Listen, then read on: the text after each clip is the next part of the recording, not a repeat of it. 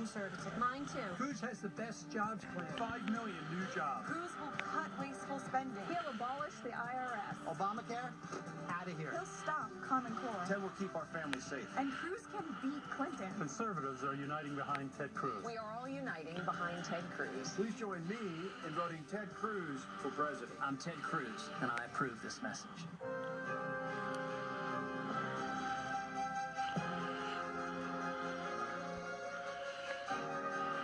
You might not cry over spilled milk.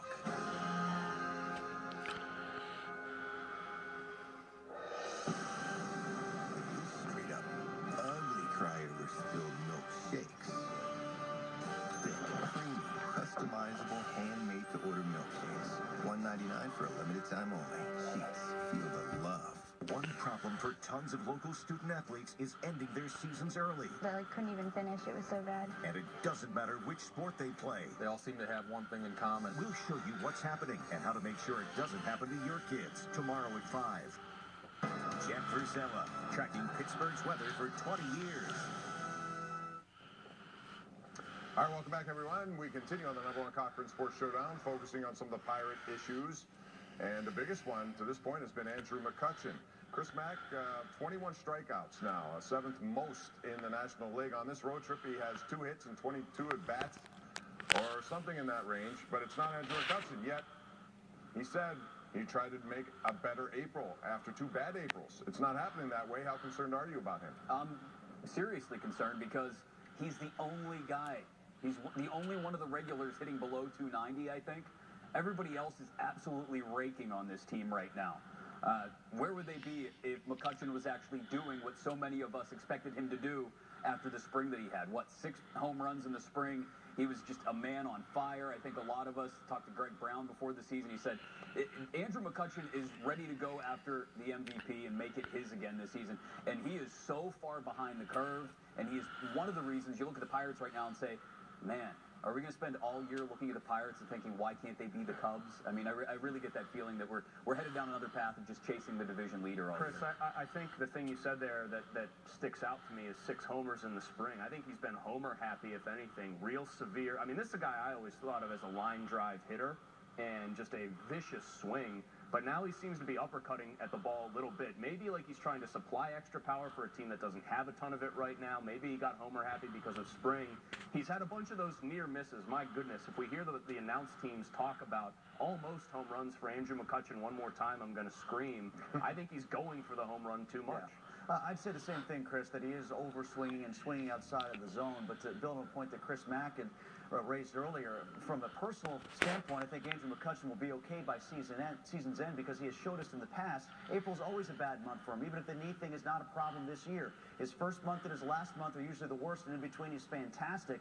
The issue is the losses in April. This season was supposed to be so much more about April, and they built the lineup around McCutchen, including moving him to the 2-hole, and the other things around him have worked. And he hasn't. It's the losses in April that, again, are the biggest concern that I have beyond just the personal statistics for Cutch. On some small level, though, I am heartened by the fact that he's been really bad, just flat-out bad. They don't have Gung, who figures, I think, to be pretty good when he comes back healthy, and yet they're at least treading water. I know the Cubs are on a different planet right now, but they're producing with an offense that has very little Andrew McCutchen. If any of those guys keep it up to any of this, this near degree, and McCutchen does what he usually does in those middle months, like Tim mentioned, I think you have reason to be pretty enthusiastic about this team's offense. Chris Mack, Tim brought up the number 2 spot in the batting order, and it's worked insofar as he has come up with guys in scoring position. He has had a lot of opportunities. Would you move him out of there, maybe to take some pressure off?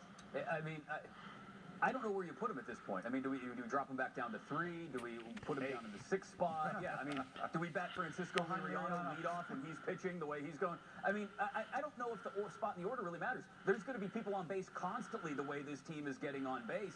I don't know how you go ahead and get McCutchen back on track for him. I mean, you've got to let him go ahead and work that out. You can't simply shuffle him in the order and hope that somehow helps him figure it out. Maybe a day down. I don't know what it is at this point. It doesn't matter. It shouldn't matter, but it does. It mattered to Pedro Alvarez in the cleanup spot. You know, Marte, we've argued about whether or not he's comfortable in the cleanup spot. There have been other guys that you thought profiled as a leadoff hitter that they didn't find any comfort in batting them leadoff. It shouldn't matter as much as it does.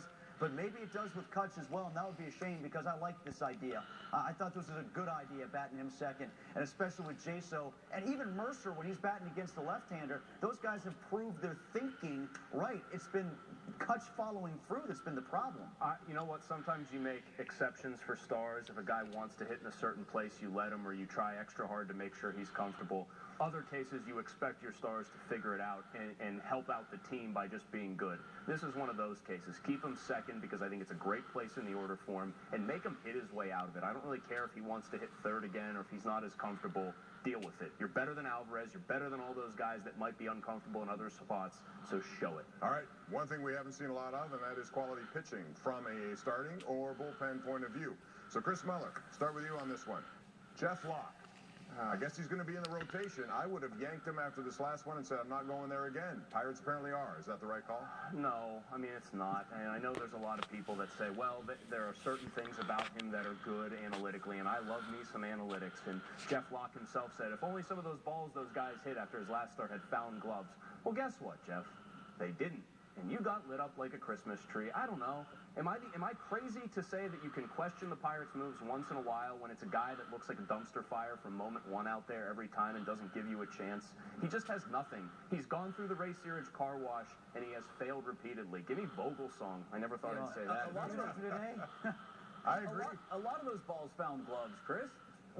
Fans over the fence. Yes, Exactly. yes, thank Like the guy holding the baby? Was that Yeah, what the guy holding the baby, that might have been a Jeff Locke home run. Who knows at this point? He's given up enough of them. I mean, I don't know how much more rope you give this guy, to Chris's point. You know, at a certain point, you've got arms in the minors. From what it sounds like, Jameson Taillon and Tyler Glasnow are each getting closer by the day, especially Taillon. I mean, look, if I have to choose between giving Jameson Taillon a chance at the major league level, despite the fact that he's only thrown 3 starts in the last 2 years, I'll take that over Jeff Locke at this point, or more Ryan Vogelsong. Yeah, DFM, trade him for nothing. It doesn't matter at this point. If some of the pitches that he threw when he was nibbling on the corner actually found the black, you want a what if? How about that, Jeff, for a what if? And if you got no stuff, you shouldn't be walking as many guys as you do. His problem is like a wonderful little feedback loop. He can't get guys out with his stuff, so he nibbles. He nibbles, therefore guys walk. He fills up the bases and then has to throw strikes, which gets back to the fact that he can't get anybody out. It's a wonderful problem. All right, real quick, I have a minute left. Chris Mack, are you concerned about the bullpen? We have seen Watson, not very good so far. Melanson blows first save. Your thoughts? Yes, absolutely. I'm worried about the bullpen. Not so much Melanson. He blows about, what, 1 save a year? Maybe this was his one. I am worried about Watson. He hasn't looked sharp at any point yet this year. He's given up some long balls. And who else do they have on the back end of the bullpen right now? Feliz is really the only guy that's shown me anything. Everybody else looks like they're not quite out of spring training mode. Yeah, Archimedes Camanero's fast become the new Antoine Blake around town for good reason. He's been terrible. People talking about Jared Hughes coming back. Yeah, it's great that he's coming back, but like you said, Chris, the one guy that's been promising out of the bullpen has been Feliz, and he's taken over that role fine. I am a little bit more worried about Melanson because he's been flirting with what happened today for a while. All right, we're due for a break. We'll take it when we come back. The NFL draft is coming up Thursday.